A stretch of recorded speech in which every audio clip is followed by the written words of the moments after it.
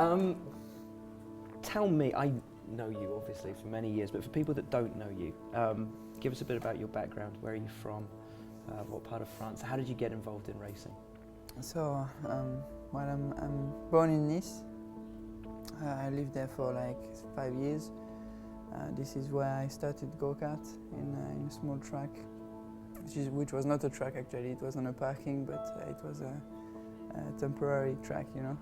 My father was managing this circuit, and when I was 3.5 years, I started driving, like really slow, you know. But yeah, I started there. Then after that, we moved into a city which is called Gap for another track, and I kept driving there. And when I was 10, we moved in Brignoles. This is where really my racing started. I was 10 years old. I started my first races there, and then I grew up until 15, and still in go-kart. So it was quite a long time I was driving go-kart actually, already 12 years, until a series called Formula A in go-kart, which was the highest level in go-kart. So it was pretty good. And after that, I met Nicolas. We signed a contract, and I started the single-seater Formula Renault. I won the championship in France. Then Formula 3, finished third, and then Formula 3 again, I won. And after that first year of GP2, I did 2 years.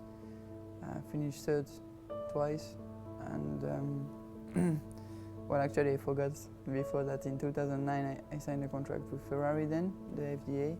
So I was the first there, and then it was like a big push, you know, to get in Formula 1. I was training a lot with them, driving sometimes, so having an experience in Formula 1, which was really useful because we don't have any more tests now. And last year before F1, I did third driver in Force India and World Series by Renault, which was good for experience for sure. Finished second there, and then went to Marussia. So you've been racing since you were 3.5. Is that? I mean, is it in your blood, or is it something that you've just always had? Basically, my father had a go-kart track when I'm born, you know. So I was involved straight away, and then my family has been racing. My grandfather and his brother were racing in the years 60 to 70. So it was already in my blood for sure, yeah. Formula 1, was it always the goal, always the dream from when you were a small child? Yeah, it was always a dream.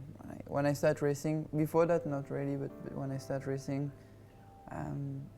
it was a big dream to become a Formula 1 driver, you know.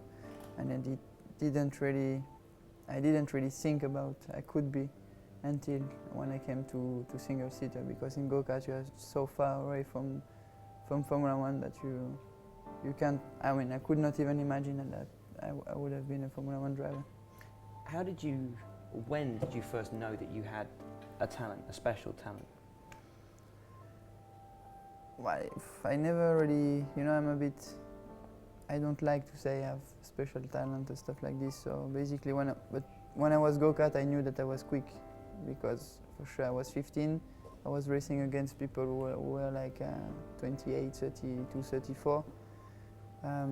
So I was one of the few young drivers to go that quick, you know, with this experienced driver. Actually, I had also John Lancaster with me, who was really quick in go-kart, still in cars anyway. And yeah, at that time I could feel that I had the potential for sure, but that I had to keep my feet on the ground because it was still really far away. When Nicolas Todt picked you up and signed you on a contract, I know he was very excited at the time because he'd found you in go-karts and could nurture your career all the way through. How important has he been for you in your career? Yeah, he's been massively important. You know, my family didn't have the money to make me start in single-seater, so we had to find something anyway. And I think it's one of the best solution I could find. You know, Nicolas is really good, he did his job perfectly. He found out the budget to go through all the series before Formula One, so it was just my chance, you know. How important is that? I mean, it's so difficult in this day and age. We look at so many youngsters never make it through. How important is it to have somebody like Nicolas, you know, a good manager who knows how it works? Yeah, it's massively important. If you don't have the right people with you, you won't get anywhere, you know. And Nicolas is really good for that because obviously he found, as I said, all the budget, and he's really good to manage. So I have been lucky, you know, for that. I'm sure that many people are really good too, but they don't have the right people with them, so they won't make it, you know. So this is part of the game, but sometimes it can be, yeah, it could have been really much more difficult for me to get into Formula One if I didn't find the good people. Do you remember the first time you ever drove a Formula One car? Yeah, I do. It was in Jerez, 2009 with Ferrari. So it was impressive for sure, you know. And basically, I have a small story because on the out lap, you know, you always do out in, and on the out lap, I drove Formula 3 before, so the power is massively different. But I was not going through the revs because you know, I was not changing the gear on the light, so was not on the right time. So I say, yeah, okay, it's not that quick, you know. And then the engineer say, but why you don't change the gear at the right time? I say, sorry, I didn't know it was, I had to change on the light. So the next lap I changed it on the right time, and I was like, whoa, that's massive, you know. It was a bit scary actually, so that was funny. So you were short shifting? Yeah, I was short shifting everywhere, but I didn't notice, you know, because the sound is much higher. So yeah.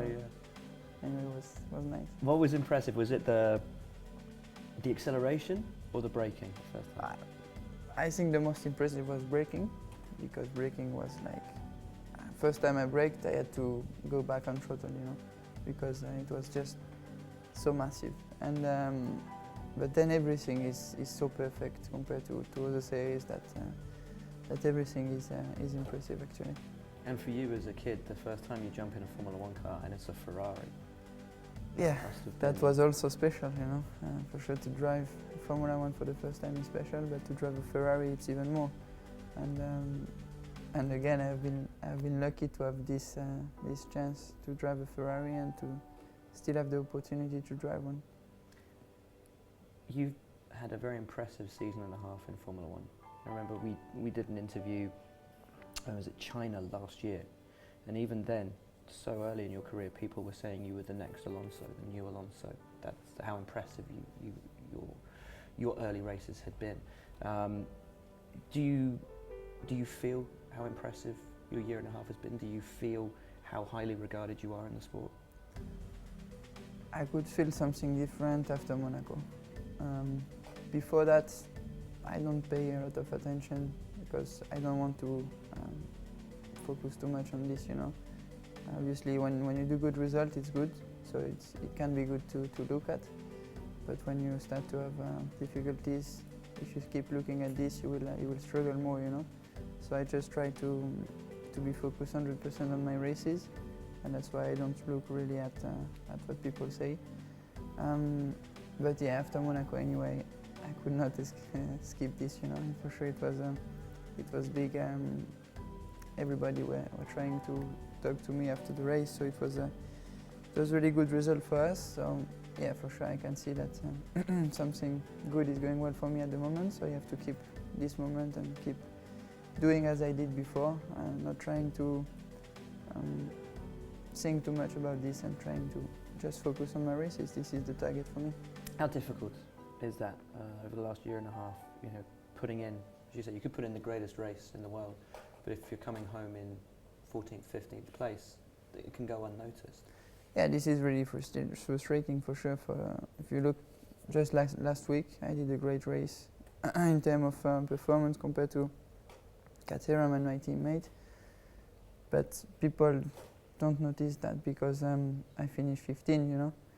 So this is sometimes not easy, but I think my target is just to do my best, make the team happy, and then if they're happy, for sure, people talk, and the other team will know, and this is important, you know. And I don't have to really think about keeping impressive the people outside, because I can't, you know, I can't do miracle with what we have. The team knows that, I know that. I won't do Q2 every weekend because we don't have the performance for that at the moment, and I won't score points every races if other people don't have issues, you know. So I have to just try to do my best with what I have, and then we'll see.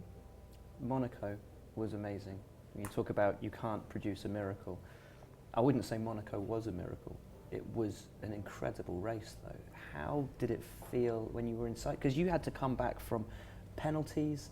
You know, you had a time penalty at the end of the race as well, and you still finished well within the points. How did that race feel? How did it come together? And to do it so close to home as well, so close to Nice, must have been incredible. Yeah, it was incredible for sure, because nearly all my family was there. So first of all, it was really good to do a result like this with all of them.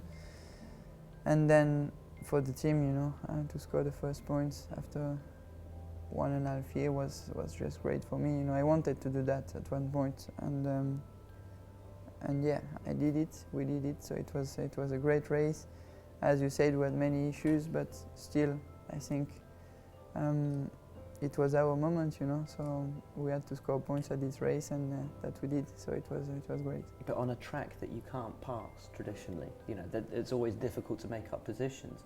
You in a Marussia around the streets of Monaco came home 8th on the track, and with the time penalty 9th. But an astonishing performance. How did it feel in the? I mean, did you feel it coming to you in the car? Yeah, I could feel that something good was coming for me, because I was just pushing really hard and nothing was happening. You know, I had no problem when I overtook Kobayashi as well. It was a tricky one. It was with, I think I touched 3 or 4 times and nothing braked. You know, so I think everything was with us at that race. You've recently tested for Ferrari again at Silverstone. How good was that, being back in the big team? Yeah, it was really good.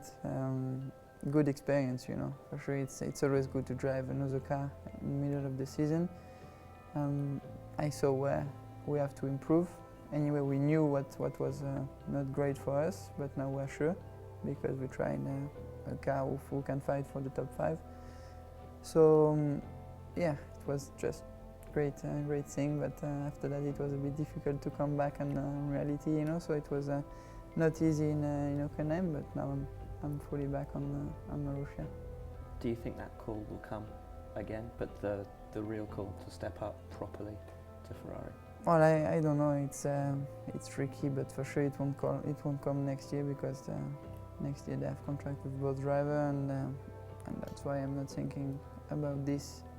Same as the people talking, you know. I'm doing the same approach with the teams. I think my manager is really good at handling that kind of stuff. So I just trust him 100% and race, do what I can on track, and then it's not my job. Will you be Formula 1 World Champion, do you think, in your heart? Well, I don't want to say I will, because it's wrong for me to say that. Nobody knows, but for sure I won't. And I will do all what I can to become one day. And if I can't, I will have no regrets.